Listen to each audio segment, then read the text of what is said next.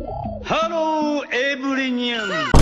Hi everyone, how are you all doing? So for the past couple of days, I have been quite happy.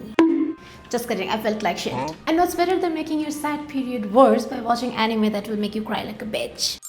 So I cry watching anything remotely sad, like I have cried to a Tide commercial.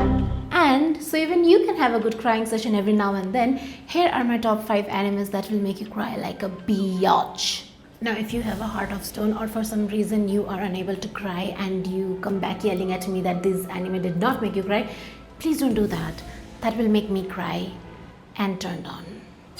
So, here's my top 5 recommendations in no order actually. First, the very classic, everyone talks about this as the one of the most saddest anime, Anohana. A dead childhood friend coming back as ghost and working hard to bring back the old friend group when everyone has grown apart. The summary is enough to make a grown man cry. Also, it's like only 11 episodes, so you can finish it quickly and have the entire day to ugly cry by yourself. I remember I watched this anime back in quarantine when my mood was already quite low, and this little anime broke me. It hits you with the nostalgia, the fear of losing people, the fear of losing time and not cherishing people enough when you have the time. Anohana beautifully explores how a single tragedy can ripple through lives for years, leaving everyone with their own guilt and burden, creating a web of regret that's painfully relatable. All disputes or disagreements, they do not matter. Go give your friend a hug, like right now. There's unrequited romantic feelings, the pure love among childhood friends, and finally the journey to self-love and forgiveness. Also, A1 Pictures, the animation studio, have done such an excellent work with the animation. The summer scenes feel so warm and nostalgic, and the way Menma, the childhood friend, is animated slightly translucent, always barefoot, her white flowy dress. I miss her so much. Like, Anohana deserves every tear through character development and beautiful storytelling. Also, please check out the opening of Anohana. It's called Aoi Shiori and it's by my favorite band, Galileo Galilei. They have some amazing bangers. Please check them out. Next, we have another classic, Your Lie in April, which revolves around 14-year-old child prodigy pianist Kosei Arima, who due to some very traumatic incident cannot stand the sound of his own piano playing. Now, this changes when he meets wild and free-spirited Kaori, who plays violin and kind of forces him to be his accompanist for a competition. And through Kaori's influence, Kosei begins to rediscover not just music but life itself. I watched this show during the quarantine as well, and it had such a lasting impression on me about friendship, hard work, and classical music. I literally started listening to Chopin, Liszt, Debussy, and many because of this show. Also, the title of the anime, Your Lie in April, sounds so sad when you especially pair it with the themes of the show, like journey of healing, power of connection, confronting the past. A1 Pictures again did such an amazing job with the animation, like the performance scenes, the synesthesia-like sequences showing Kosei's music experience, the overall springtime cherry blossom environment. I think Your Lie in April reminds us that life, like music, is fleeting but beautiful. It's a story about finding your voice, accepting help, and learning that the best music comes from playing from your whole heart. Please give it a watch. It's one of my very favorite anime, and not a single April goes by when I do not watch Your Lie in April. Also, April is my birth month, so this anime is really special to me. On number 3, we have a cult favorite, Banana Fish. It's the 1980s New York. There is a significant rise in street gangs, and one such gang leader is 17-year-old Ash Lynx. Ash become obsessed with the mystery of this unknown drug called banana fish, since those are the same words that drove his brother insane during the Vietnam War. Ash is a kid, but this guy has gone through so much trauma. No one should ever go through such unfairness. Watching someone so young carry so much pain, yet still fight for a better tomorrow, it's devastating. And the show doesn't glamorize his suffering. It shows how it shaped him into someone who can't believe he deserves love. Ash is repeatedly told he is a wild animal, too dangerous to love or be loved.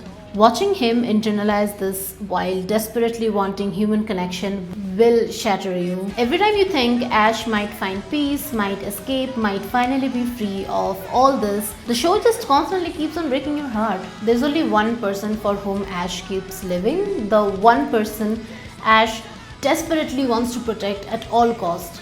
And that is 19-year-old Japanese photographer who comes to New York City to do a report on street gangs, Eiji Okumura.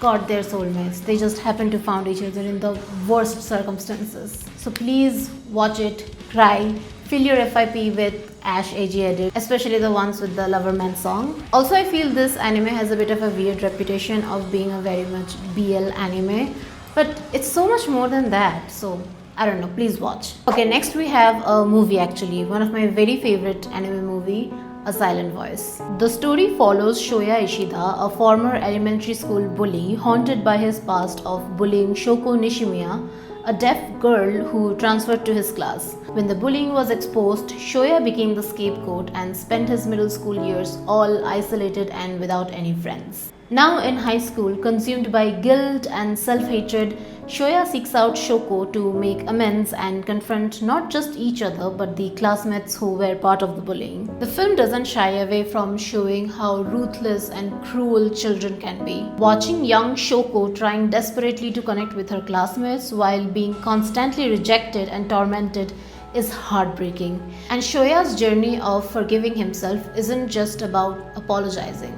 It's about living with what he has done. The way he can't forgive himself even when others might, the physical manifestation of his inability to look people in the eye, it all feels so remorse and lonely. Also, Shoko's trouble go beyond just being deaf. The film subtly reveals the weight she carries, the guilt for causing trouble, the exhaustion of constantly adapting to a hearing world, and the loneliness of being misunderstood.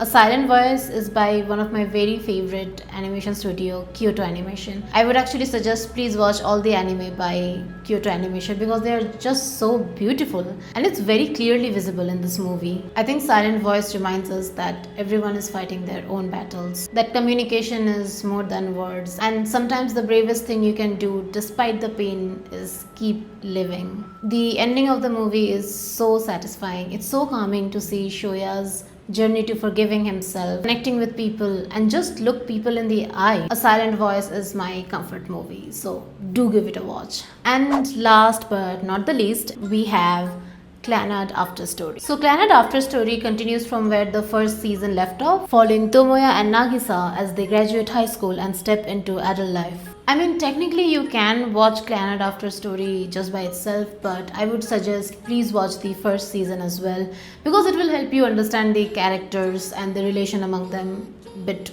better. And it might seem a bit boring at the start if you don't much like slice of life, but please sit through it. It gets better and you know it's beautiful because it's animated by Kyoto Animation again. And the songs, oh my god, they will make you cry. Clannad After Story will make you cry because it tells the truth about life, that it's beautiful and cruel, full of joy and loss, and that love makes it all worthwhile. It shows that growing up means accepting pain while still choosing hope. I straight up cried for the entire second half of the show. It's so painful, it's so ordinary, like the daily life will get you. I don't want to say much about the show because, well, I watched it 6 years ago, so I don't quite remember much about it, but I remember how it made me feel, and it will most definitely break you. So, please give it a watch. Well, that's it for today. If you watch any from my recommendation, please let me know, and if you have watched any that I talked about, I hope you're doing better. See you in the next video. Bye bye. Look at my nails.